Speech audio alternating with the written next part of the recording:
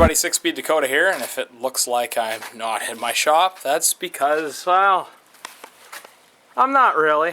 I'm actually at Christina Lake, trying to enjoy a nice vacation, but unfortunately, it's not working out that way. But anyway, we're doing it, shut up mother, we're doing a brake job on a 2008 Pontiac G5 today. So, this is my uncle's car, and as you can see, the brakes are nice and black on them. They got a complaint of warped rotors, and the brakes are starting to get worn out. So, since this is going to be my cousin's car to drive around, I figured I'd best replace the brakes. So, first thing, obviously, we got to get the vehicle up on a jack, which I'm using the scissors jack, because obviously I don't have my jack here. Got the wheel off. You see me do that thousands of times, so let's continue on with the next step. So, we got to get the caliper off. Alright, so tools you're going to need for this. You're going to need a 14 and a 16 millimeter socket, a screwdriver of some sort, and a pry bar of some sort.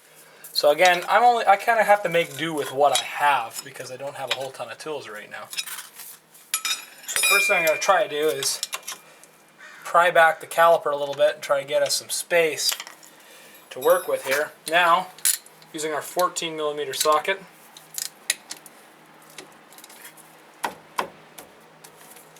these bolts aren't that tight, but to loosen the two caliper mounting bracket bolt, or the two caliper bolts.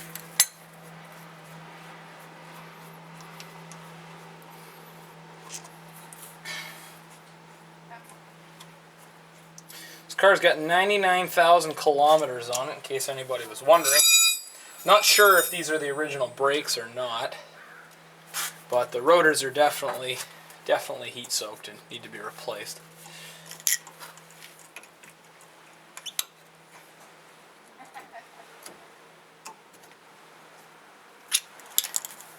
Just slide the piston back a little bit. There we go. So now we can pop the pads out. Actually, this side doesn't look near as bad as the other side. The other side is really worn out. This pad's got quite a bit of meat left on it. The rear ones don't look so good though. As you can see, these pads are all chewed up. If you look at them side by side, the outer one is quite a bit thinner than the inner one. So now we're going to switch to our 16 millimeter socket. We take the caliper mounting bracket bolts off.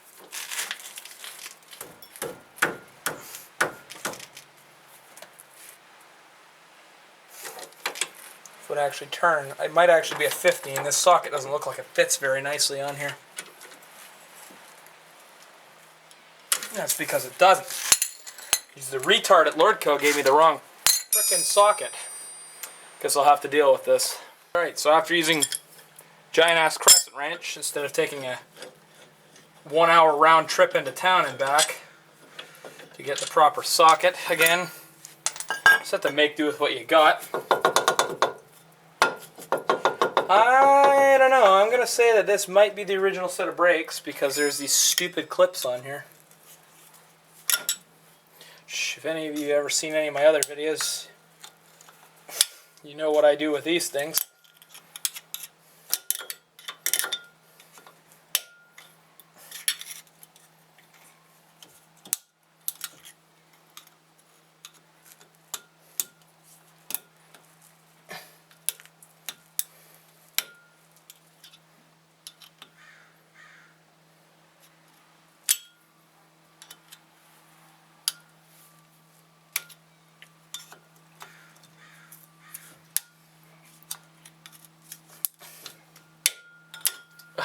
You get my point.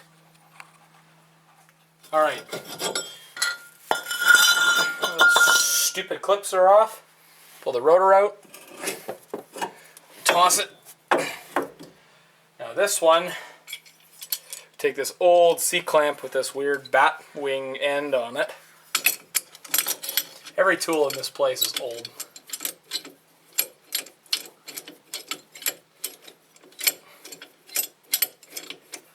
Just going to coax the piston in gently. It should slide right in like this. Make sure if the boot starts to get out of line like this, that you tuck it back in.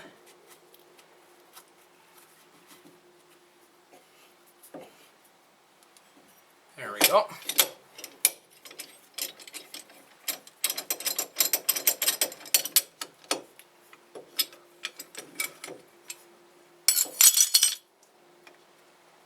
Don't jab this boot and stab it right through, because if you do, you'll probably end up with a seized caliper.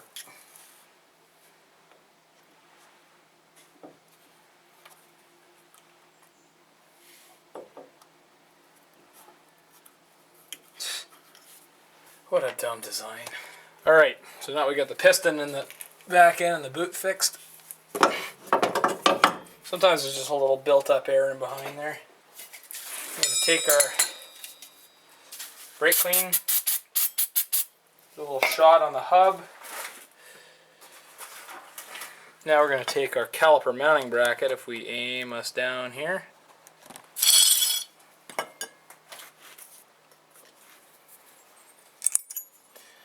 Remove these clips and replace them with the ones that came with the pads.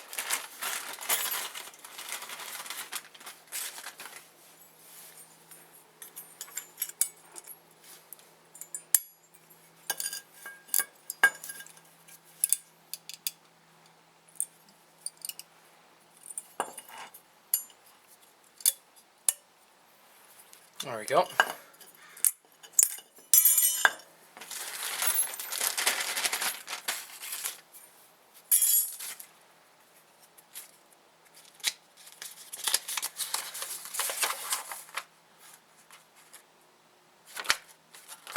At least I got a little manual to tell you how to do them, even though it's pretty obvious.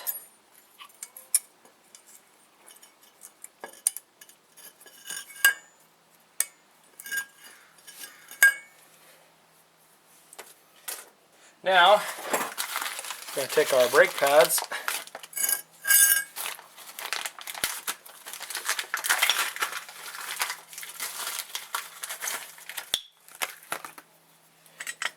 So these are both the same. The only difference is that the back pad, the inner pad, has a squealer on it. So the squealer you actually have to attach separately. So we're just going to take one of the pads. You can see there's a little bit of a notice, or a little bit. You notice there's a little bit of a notch right there. So you snap the squealer down on it like that. And now, since I don't have any disc brake quiet, but I did pick up a packet of caliper lubricant.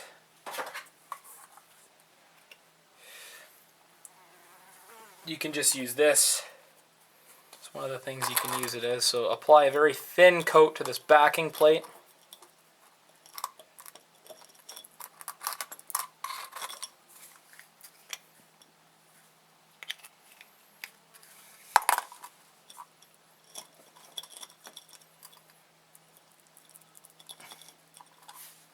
There we go. So now, moving back to the mounting bracket, we're going to pull out the slide pin, give them a cleaning,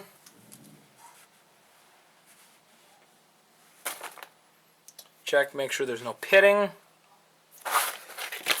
Then we're going to apply a good thorough amount of grease to the slider pin.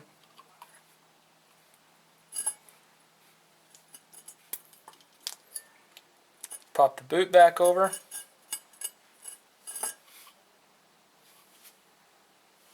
What in the hell happened to the other one? Ah, there it is.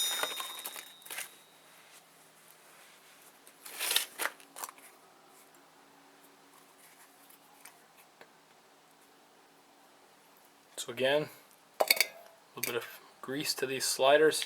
Don't use a petroleum-based grease. This actually says brake lubricant. This is a silicone-based grease. These both slide fairly smoothly. So now what we're going to do is we're going to take a dab of anti-seize.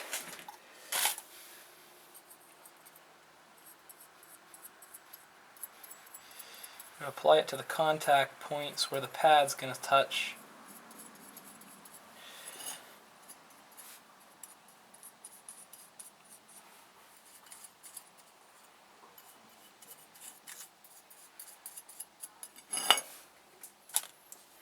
And while we're at it, that's way too much. Just going to add a little bit of anti-seize to the studs. Okay, so now if we look over here, we have our new rotor.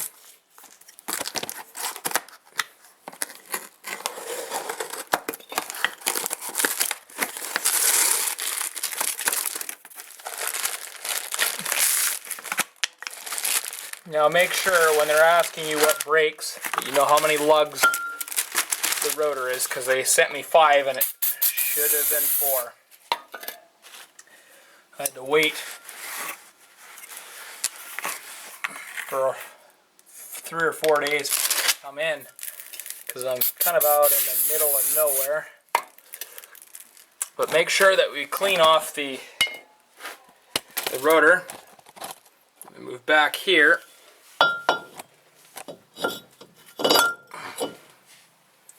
We're going to put it on the hub. And using a couple of lug nuts, we're going to run them down.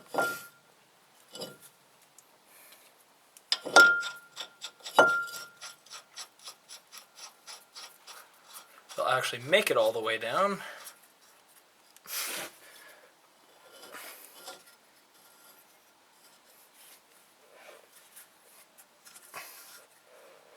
Whatever.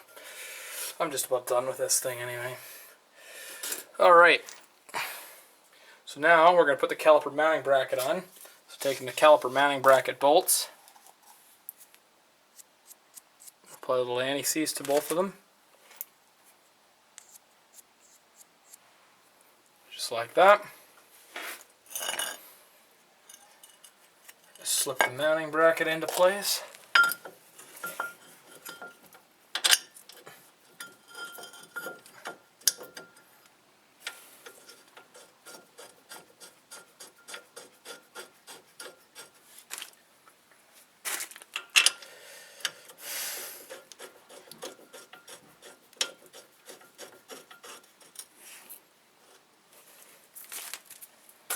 All right.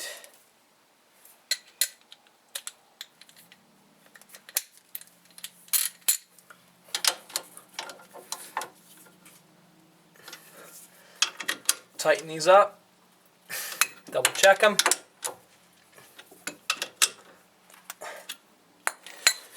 All right, so now we're going to put the pads back in, or the new pads in.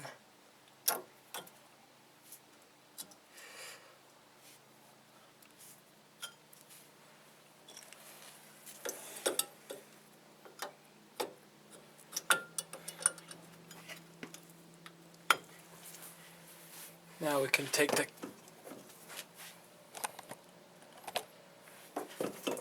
pull the caliper out, sit it down on top of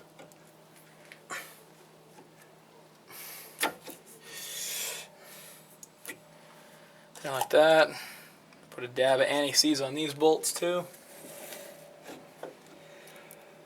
Since my cousin's going to be staying in a bit of a hilly area, this is an Alberta car.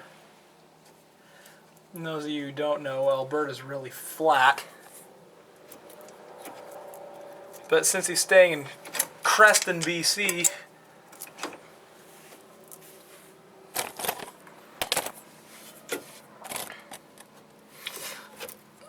I want to make sure that these brakes are done right. So I probably have to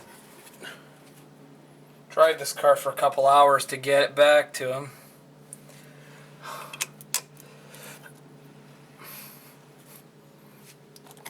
So notice with these, you have to make sure that this oblong shaped tab is facing the right way.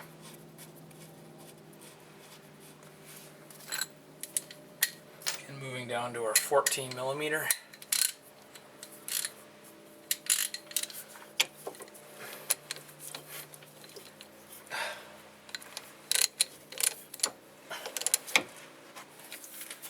Now this is a 1/2" drive ratchet because it's the only one that I could get my hands on. So don't kill these things. These bolts don't need to be that tight. Usually I do all my work, 90% of my work is done with a 3/8 ratchet. So there we go. Now what I like to do before I kind of like to put everything together is I like to hit the brakes a few times. We'll see if the brakes are binding, which they shouldn't be. Then we know we're all okay to put it back together again.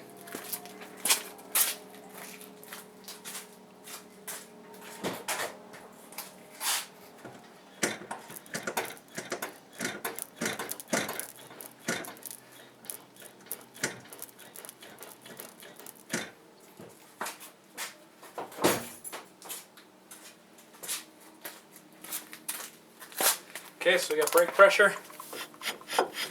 Should drag just a little bit, but not too much. Disc brakes naturally tend to drag a little bit.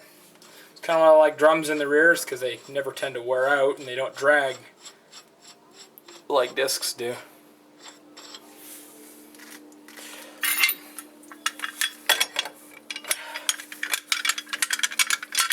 Yeah, again, I gotta make do with what I have, unfortunately, so. Since I'm out in the field here, oops.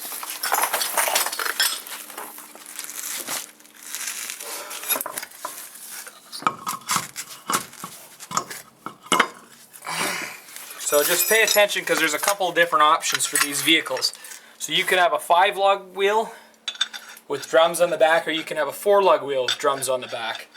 And unfortunately all they sent me was the 5-lug rotor, which obviously is not the right one.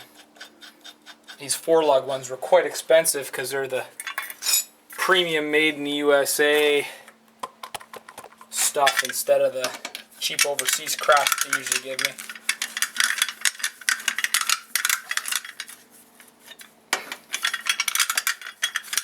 For a vehicle like this, though, it's not doing any significant towing or anything.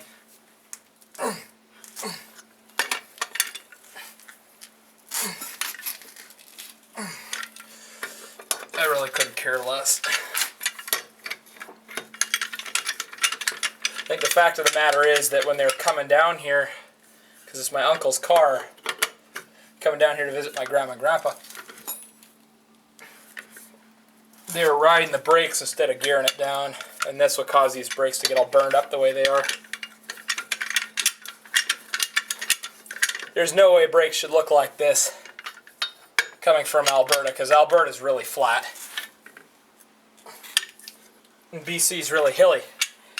Alright, that should conclude it. Now to put these wheel covers on, you'll line up the little notch with the valve stem, and then these guys screw right down on top.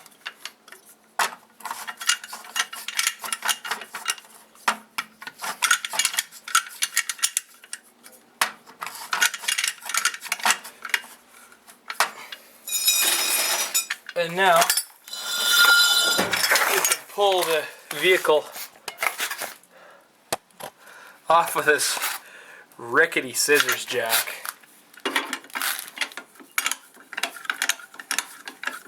I absolutely detest these things, and these I only ever use if it's an emergency, which it kind of is, to be honest. But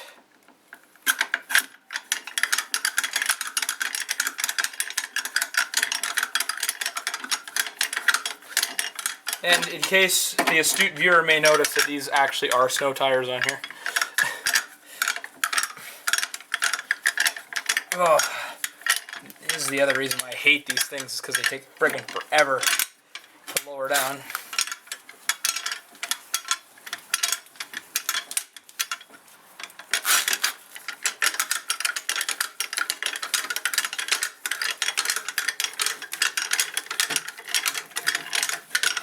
There we go.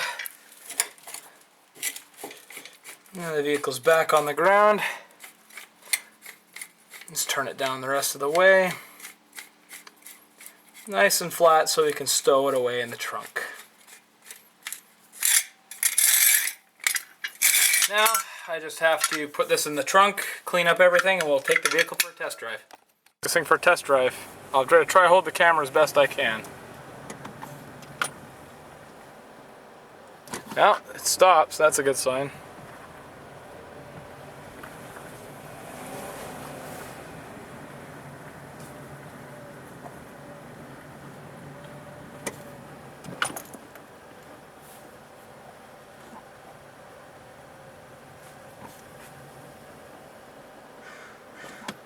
Brakes are making some noise, but they're brand new pads and rotors. I think we should be okay.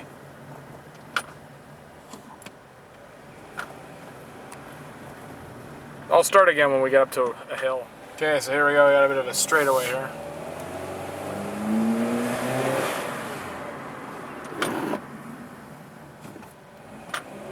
Seems like we're braking okay.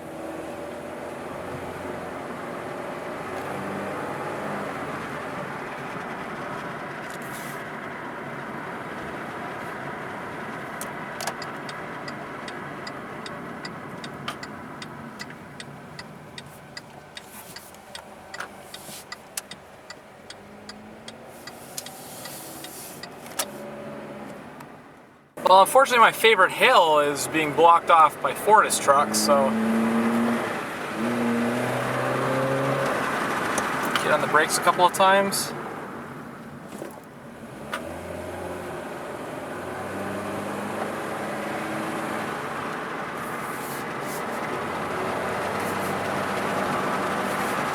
Get up to some speed.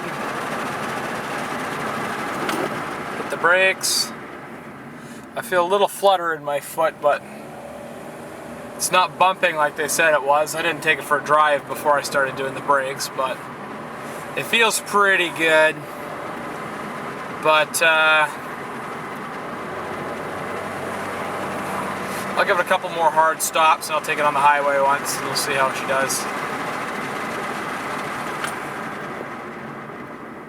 Again, I still feel a little bit of a flutter under my foot, but I'll take it for the for a jaunt on the highway, and then we'll come back and wrap this one up. Alright, so as you can see, I'm not at the lake anymore. I had to kind of wrap up the video here because I didn't have time to do it back at the lake. So everything was good. I dropped the car off about an hour away in Salmo, BC, tiny little town. It was all good. I was happy with it. The drums, they're a little bit warped. They're probably really heat soaked. So unfortunately, that's just an issue they're going to have to deal with. But as everything was just great. I mean, my uncle drove it back and thought it was great and perfect. So I'm kind of happy with the way that one turned out. Anyhow, let's wrap this one up. I'm 6Speed Dakota. Follow me on Facebook at facebook.com/6Speed Dakota, Twitter at 6Speed Dakota, and Google Plus also 6Speed Dakota. Thanks for watching, everybody, and take it easy.